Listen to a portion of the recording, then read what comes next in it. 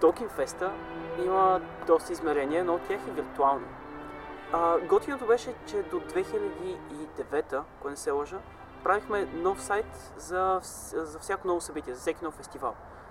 Значи първите сайтове не съм ги правил аз. Мисля, че ги прави сам. Първите 3 сайта за първите 3 феста. И така общо взето се забелязва някаква тенденция всяка година сайта да има различен дизайн, което е окей според мен, разнообразие. Когато се включих в организацията на феста, всъщност аз правих сайта, сам нямаше възможност, нямаше време и така или иначе някой трябваше да го направи. И се заех аз с това, Петко ми помагаше.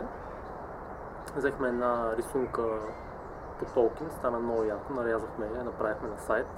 Следващата година пак аз правих сайта, само че дизайнът беше съвсем различен и преизползвахме доста от дизайна на Endorion, който е правен от Калуян. От 2009 с Arvenier направихме един сайт, който решихме, че е достатъчно добър, за да може просто да го обновяваме.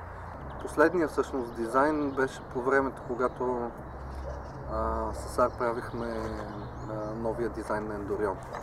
И съответно решихме и сайта за феста да е в същия стил, в същия дизайн. И всъщност от тогава, по-скоро заради мързел и не знам, няма време си остана така. Като и тази година мисля, че няма да се промени традицията, само ще променим информацията на нея.